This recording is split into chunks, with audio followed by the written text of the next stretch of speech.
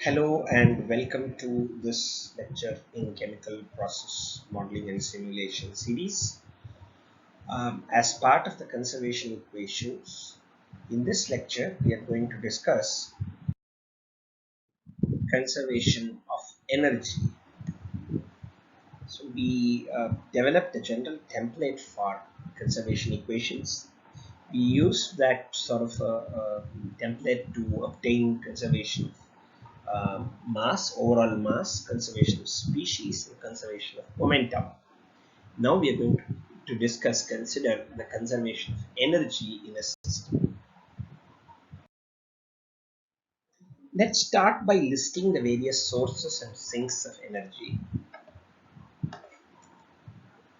So again, we consider a fluid flowing through an arbitrary control volume enclosed by a simple surface, and we define internal energy per unit volume to be rho times U, where this U is denoted as a special symbol, and this U is internal energy per unit mass, this is mass per unit volume, and therefore the product gives internal energy per unit volume.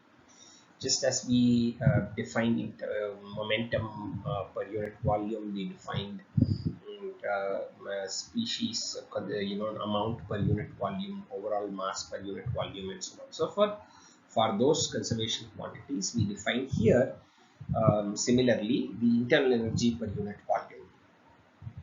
So this is some arbitrary control volume, Eulerian control volume, and then the surface is basically S, and then there is any surface element ds, and the normal vector is indicated by the red color vector, and there is fluid flowing through this surface at give with a velocity given by this v vector. So the energy per unit volume, total energy per unit volume that we are going to define is basically half rho v square plus rho u. This half rho v square is the macroscopic kinetic energy of the fluid. This is the molecular energy content of the fluid. Now, what we have not accounted for is the macroscopic potential energy of the fluid, which is accounted for separately as one of the external forces that results in storage of energy into the system as gravitational potential energy, and so that is why it's not been included here. Now let's ask ourselves, what are the mechanisms by which the internal energy of the fluid, this fluid energy content, can change. Bulk flow, which is convection, can change the energy of the fluid. Conduction of energy, this is the molecular transport of energy. Radiation of energy, which we will spend some time on in this particular lecture, which is another mechanism of energy transport.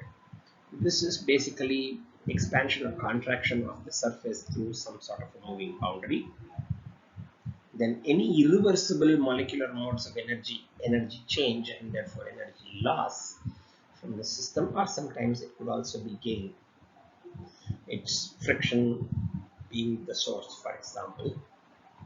And then local sources or sinks of energy arising from various chemical reactions. And then this is the gravity external force induced energy change. So this is the overall macroscopic potential energy term that has to come in. So this is accounted for as an external force, which is a mechanism of changing this energy of the system. So basically the idea being, with reference to some arbitrary reference frame where we take the potential energy in the system to be zero, and then with respect to that, when certain work is done against gravity, or certain work is done due to gravity, there is a change in the macroscopic potential energy of the system. This is how we account for macroscopic potential energy. For example, if you were to take a pen or something like that and hold it at a height, and by lifting one of your hands, now depending on what the reference surface is, it could be a table above which you are holding it, be a floor above which you're holding it. And this floor may be in the second floor of a building, and then you without changing the height of the hand, the pen's position, you just move laterally. You may stick your hand out of the window, and then you may hold the pen. Now, if you let go of the pen, then the reference surface is going to be probably the ground floor, or basically the ground itself, right? So with respect to some reference position, you define how much work is done and how much energy is stored. So that, therefore, that is that assuming the reference value is 0, which is what is, there is no potential energy case. And then you say, well, by an externally induced force which either has done work on the system, or the system does work due to that gravitational force, that is a change in the energy, which is the macroscopic potential energy. That is how this is accounted for.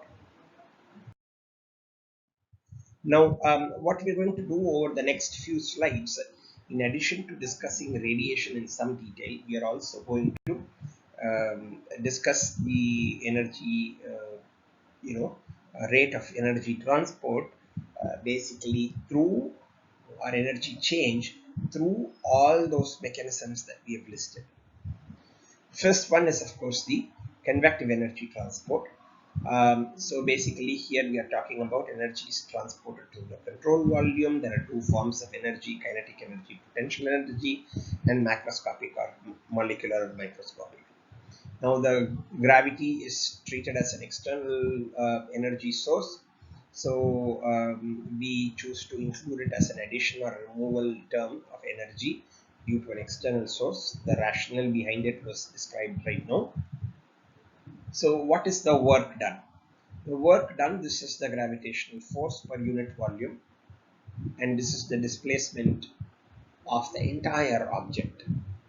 So the R position indicates probably the center of mass of that particular object, and how far has the center of mass displaced, right, due to the applied gravitational force. So this is rho g, g being a vector and dr being a vector, and the dot product of force acting through a distance, force per unit volume, that is either stored in the system as work, as work which is energy added to the system, or if the system is doing work on the surroundings, then the energy is released from the system.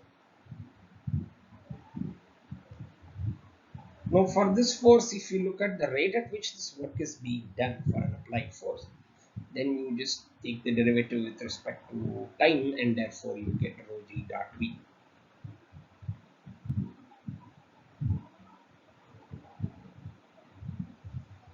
The molecular potential and kinetic energy terms are captured by the internal energy per unit volume.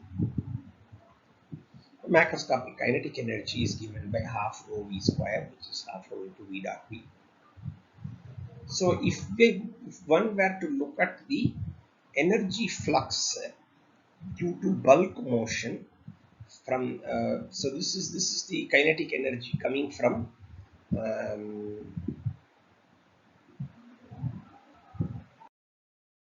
so in the previous slide at the end, so we obtained an expression for the convective energy flux, half rho v square being the term from the macroscopic kinetic energy, and rho u basically being the contribution from internal energy per unit volume, and so that's the total energy per unit volume at the reference position. So any change in position is then captured as gravitational potential energy, that work done due to some external force called gravity. So at that reference position, that is the total reference macroscopic position, that is the total energy of the system per unit volume. Multiplying that by the velocity, which is basically the volumetric flux, basically gives energy flux. So with that, now we turn our attention to moving boundary and heat conduction. Suppose there is a displacement of the system boundary due to expansion or contraction of the material in the system. Then the rate at which this energy is transferred is P into dV, would be the change in the volume. Now, when we're talking about the rate, so per unit time, how much is that rate at which the boundary is expanding or contracting? So that is V, that is indicated by V dash. V dash is cap D of uppercase V by dt. So that is basically the first derivative of volume, system volume with respect to time.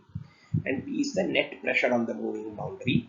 So if the internal pressure from within the system is greater than the external pressure from the surroundings, then this volume, this rate of expansion, V dot would be positive, and there would be expansion, as opposed to if there is an external pressure that is greater than the internal pressure, then the surroundings exerts greater pressure on the boundary, and this will result in contraction of the system, and whereby V dot would be less than 0. So the net energy flux is this is the rate divided by the, so this is basically your volumetric flow rate basically, and that changes into velocity, right? So this is volumetric flow rate, that is volumetric flux, and therefore this PV is the energy flux due to moving boundary. Now, if you look at conduction, which is the molecular energy transport mechanism, so one could make a similar argument along the lines of frictional forces and resulting in shear stresses for the momentum flux. Now, this can be a similar argument can be made for energy heat transport, which is the energy in transit, right? So to another surface, right? So from one system to another, it is when it is being transferred through the boundary, just as momentum was absorbed by the stationary surface or moving surface, or whichever it is, imparted by a moving surface or whichever it is, and then that momentum was, if it were a stationary surface, it was absorbed and it was dissipated by that surface, right? So basically this sort of this molecular transport ultimately results in some sort of this from one layer to another layer, one surface to another surface, one surface to another, eventually it may reach a solid surface, which encloses the fluid, right?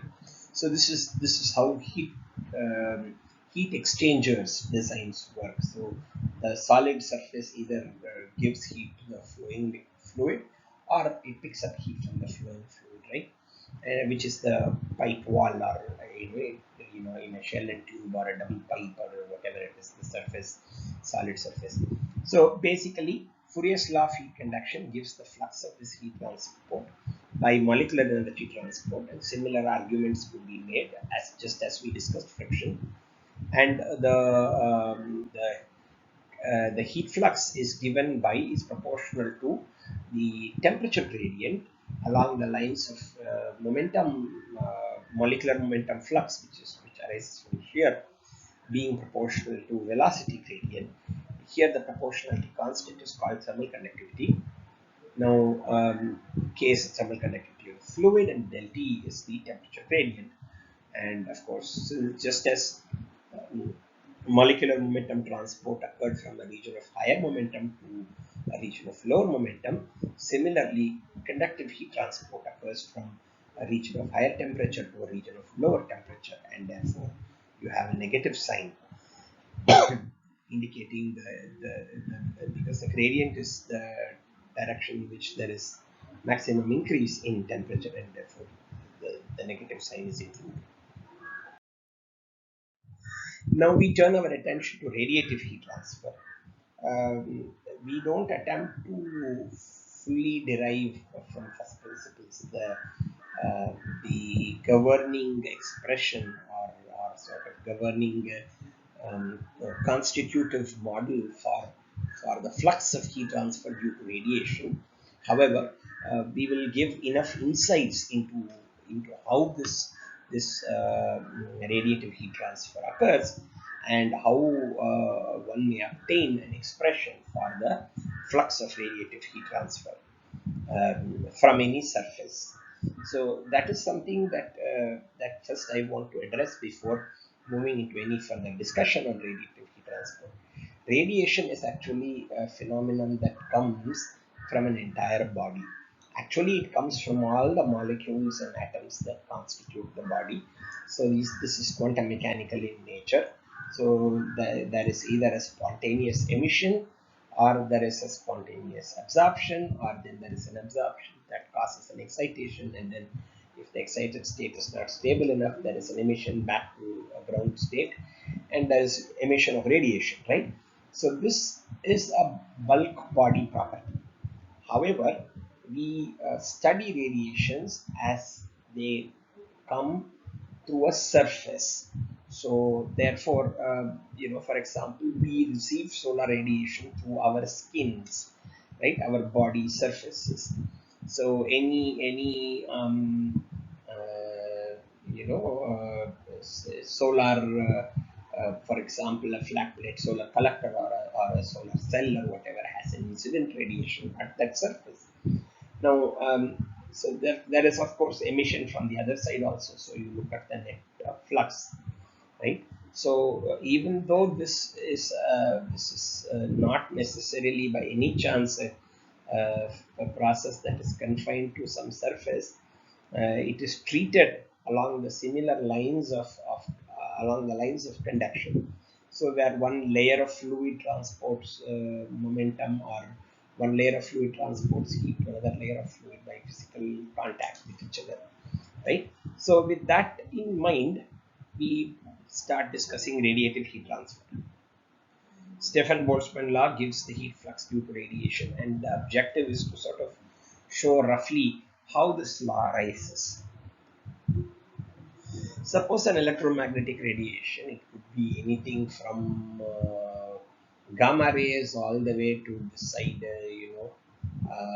radio, microwaves, and beyond, and lower and lower energy radiation, and so on and so forth, right? So it incidents on the surface of an object. Electromagnetic radiations, exert what are called Lorentz forces. These are essentially, forces arising from charged particles that move in an electric field. So this Lorentz forces do work and increase the object's energy. For example, the thermal energy stored in the atmosphere, partially at least, arises from the sun's electromagnetic radiation, isn't it? I mean, at the if you look at the outside of the atmosphere, Earth's atmosphere, there is no material, and the sun, exhibits electromagnetic radiation, which comes and it penetrates the basically the Earth's atmosphere, where which contains a lot of dust particles and gases and whatnot. All dust particles are all charged and they are just moving around. There is the circulation, and then there is basically this heating of this atmosphere that occurs. So which basically is at least one of the sources. So the thermal energy stored in the atmosphere is a consequence of sun's electromagnetic radiation, being incident on the atmosphere. So these forces result in a mechanical pressure exerted on the surface of the object. So at any surface, you look at it, create some surface, and then you look at there is this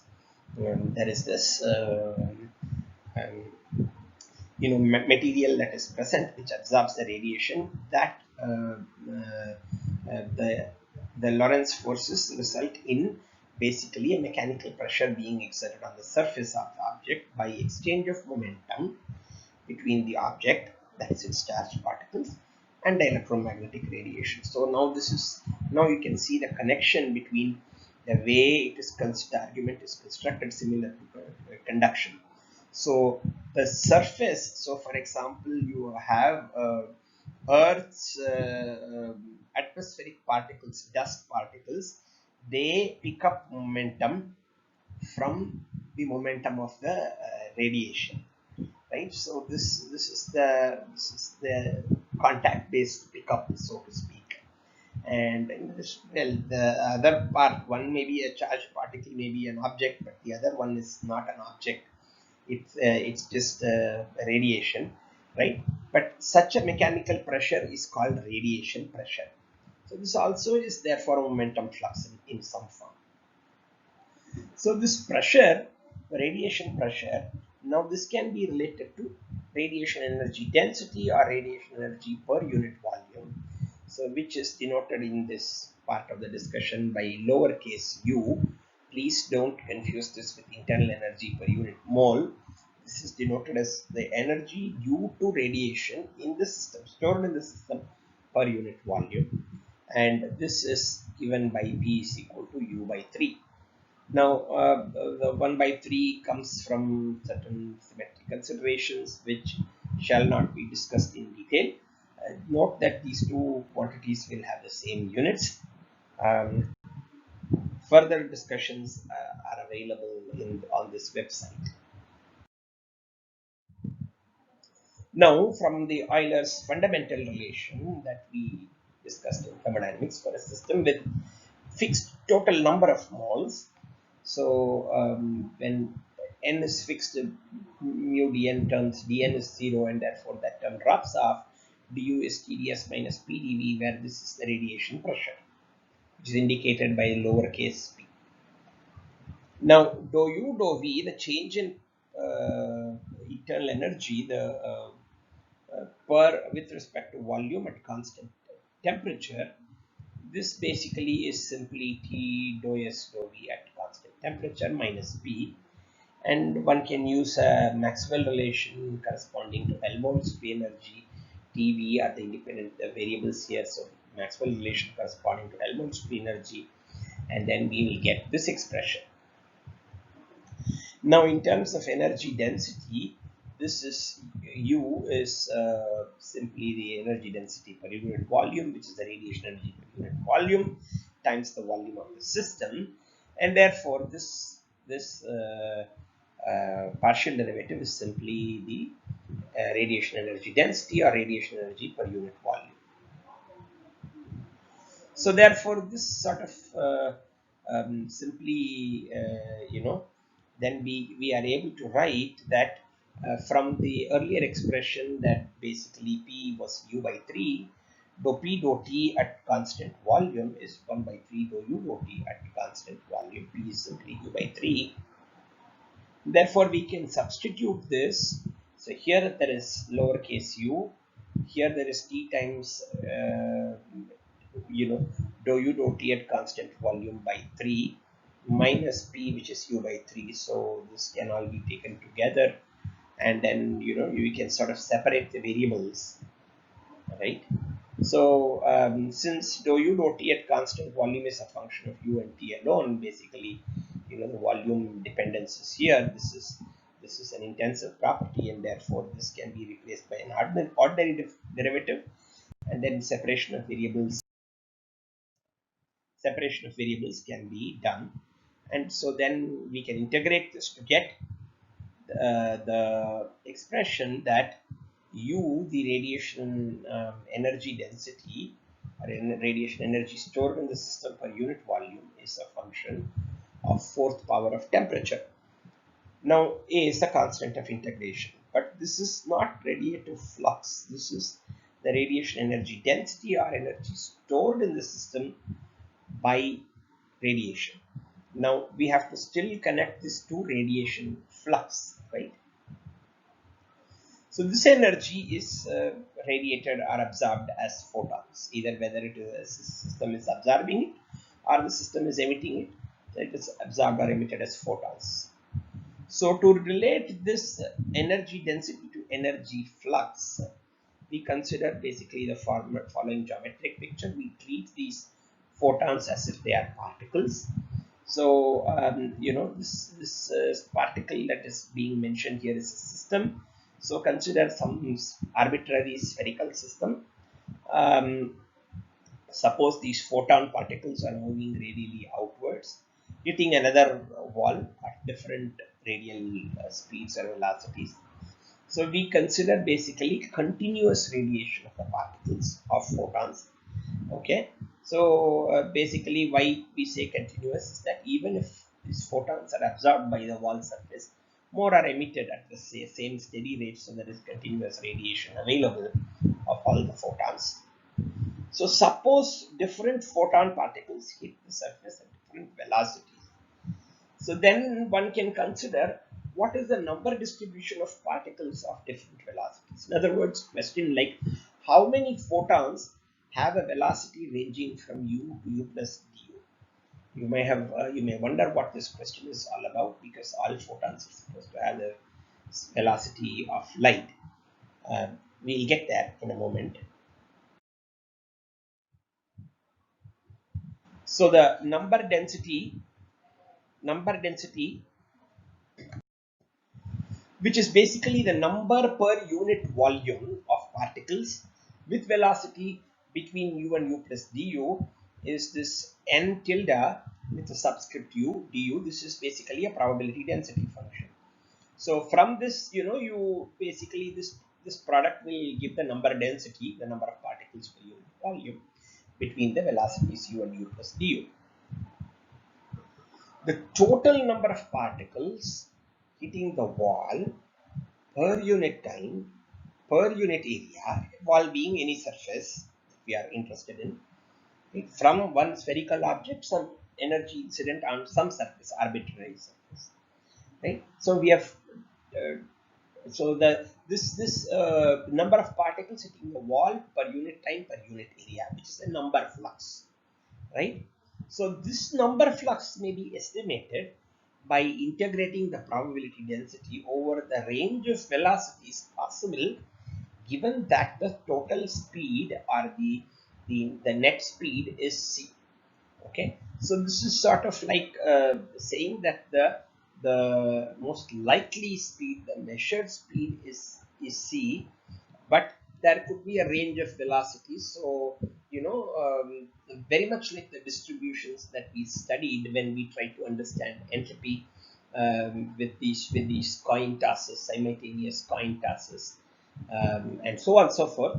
Except in some most of those systems, there was no constraint the um, on the coin toss itself, on the system behavior itself. So that was completely unbiased, random outcomes, where all outcomes were equally likely. But then in another discussion on the entropy in the optional video lecture that's presented, basically the question of what if there is some constraint from the macroscopic measurement. In other words, what if the average energy is some E? All right, this is whatever way the molecular arrangements are, the macroscopic energy should be certain value. So then in that case, what is the sort of likely distribution that one may see, where how will the maximizing entropy, what picture will it result in? So this was something that was discussed. It was called the canonical ensemble in statistical thermodynamics terms, right? So similar kind of a discussion here, given that the total speed is c, that is constrained, right? So now integrate over the range of velocities and say what is the total number of particles hitting the wall and hitting the surface which absorbs the radiation per unit time per unit area. So this is basically given by this integral, where the modulus of u is the speed, and this is basically the average of u, modulus of u, given the constraint that the total speed is c. This is what I meant. This is similar to the bias distribution of canonical ensemble we saw in lecture 21 in the optional part of the discussion on entropy. On geometric grounds and on the grounds of maximizing the multiplicity of the distribution, the average of the modulus, average of the speed rather, with the constraint that the total speed is c should be c by 2. Now again, more details are available in this particular book. So now if we use this to integrate and we get n, which is the number of particles hitting the surface at a certain unit time, unit area, and so on. So this becomes 1 by 4 times that n tilde times the average c. So basically, if particles carry an average energy E, so each particle carries an average energy E, which is the energy density per unit volume, then U basically is E times this number of molecules, number of particles. So the energy flux then is simply the flux of the number of particles times the average energy, so that is simply N times E. Okay, so then basically we therefore get basically Q is simply N times E, then where we just use N is 1 by 4 times this N into C, and then E is given by U by N, the N tilde, and N tilde and N tilde get cancelled, and so you basically get this expression for the heat flux due to radiation, which then is shown to be proportional to the fourth power of temperature. Just as the energy density is proportional to fourth power of temperature, heat flux is also proportional to fourth power of temperature. This is the Stefan-Boltzmann law for radiative flux. And this flux is along the direction of normal in the surface element, right? And therefore, Q radiation is the magnitude of which is given by Stefan-Boltzmann law times the unit normal vector to that surface at any point.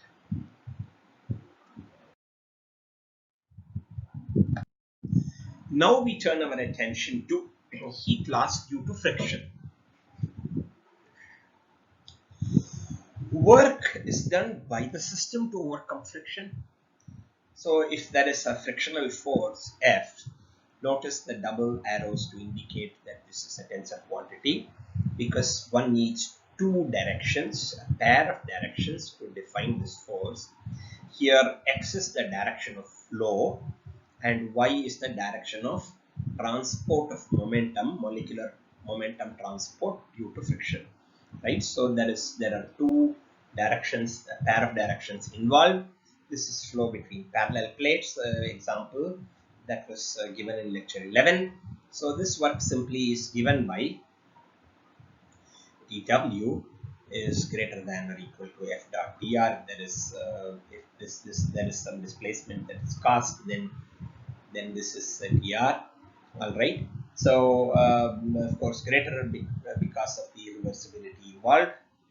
Now R is the displacement of the fluid. For example, a slip past a stationary surface is a displacement.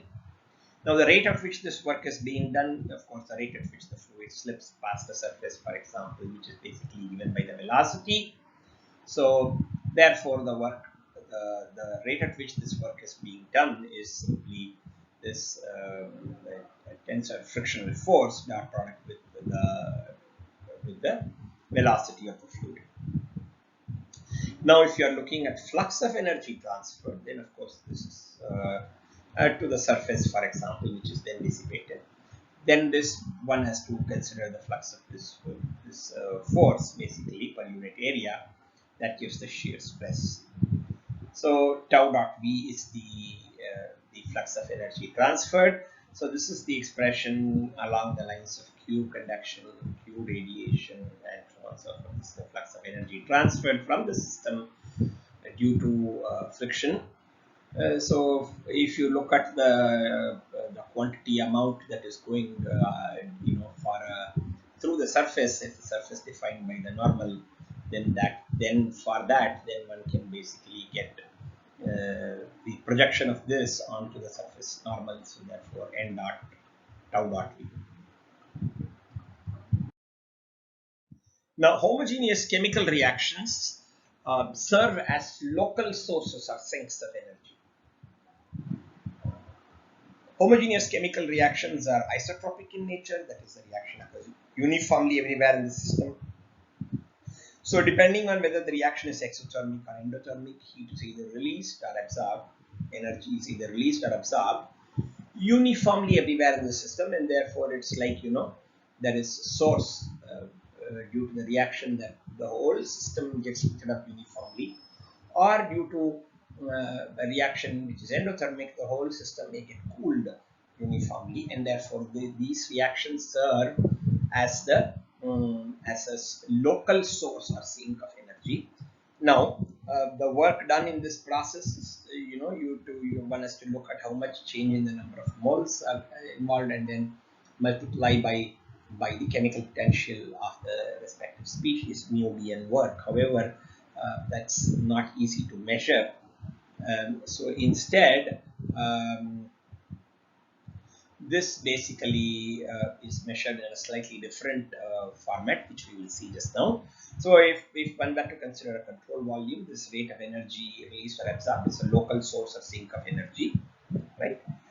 So if there are m such homogeneous reactions, multiple reactions, the rate of local generation or consumption of energy is, for each reaction, you write the rate equation, which is itself coming from a constitutive law, where you write it in proportion to the concentration of various species, measured in different units depending on what phase, depending on how the concentration is measured, and so on and so forth.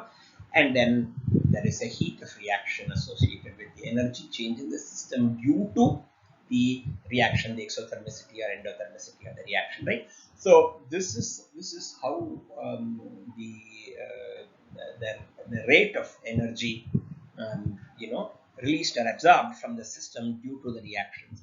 This is how they are calculated, rather than mu dn.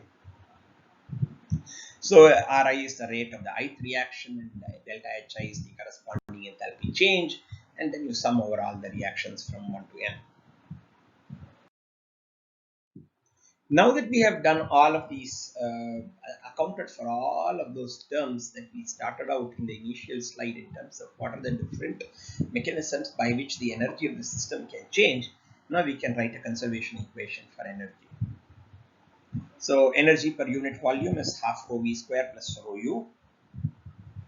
Convective flux is this.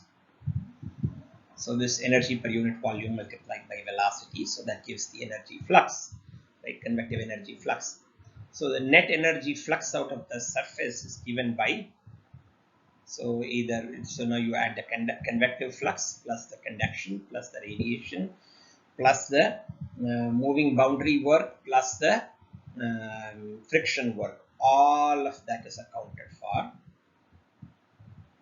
So here what is written is that the conduction and the radiative heat fluxes, usually they are combined, and a single Q is oftentimes written in various textbooks.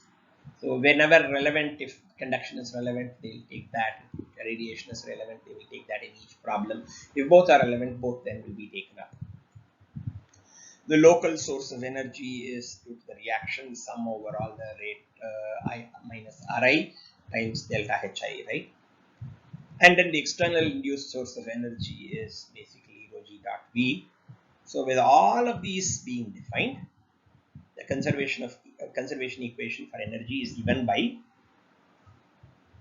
so the rate of change of the accumulation or depletion of energy per unit volume is given by this minus del dot phi E, where phi E is the net energy flux out of the surface. So this comes from Gauss divergence theorem, changing the surface integral to a volume integral, and then basically these are all integrated over volumes to get the total change of the energy inside that volume, control volume. And integrating this, basically it says this is energy per unit volume, so that is the net accumulation and depletion of energy inside the control volume, right? So the integrands are equated. That's how you get the conservation equation for energy. Now therefore here phi E can be replaced by all these terms. So this can be expressed, this is basically in the Eulerian fashion because the control volume is fixed. So in Eulerian formulation, this is how the equation becomes. So basically this is the accumulation term, this is the convective energy flux, this is the radiative and conductive flux, this is basically moving boundary, energy addition removal, this is friction, and this is the reaction local sources of basically energy change due to reaction, endothermicity, exothermicity, and this is the macroscopic potential energy stored or removed from the system with reference to the datum, some initial reference position where the macroscopic potential energy is taken to be zero. So this is what is added or removed basically, right? So this is basically the Lagrangian formulation, sorry, Eulerian formulation. Now, if one were to look at the Lagrangian formulation, then the one would be moving along with the fluid particle, and therefore this term would be merged with the convective flux would be merged with the partial derivative in respect to time, and one would write a substantial derivative. So this would be the Lagrangian formulation representation of conservation equation for energy. With this, we come to the end of this lecture. Thank you very much for listening to this lecture. If there are any questions, please feel free to leave them on the YouTube page. Also, if you have not subscribed to the YouTube channel, you may please consider subscribing to it. As and when more videos get updated, you will get to know from through the subscription. A lot more lectures are being planned, not just in transport, but also in modeling and simulation in general, and more on thermodynamics are also being planned. If you're one of my students in one of my courses, then you can also contact me through other methods available for you. All of you can also see my email ID from my website, whose link is provided in the YouTube channel. So I would be very happy to answer any questions that may be there. Thank you very much for listening to this lecture, and I hope you have a wonderful day. Thank you.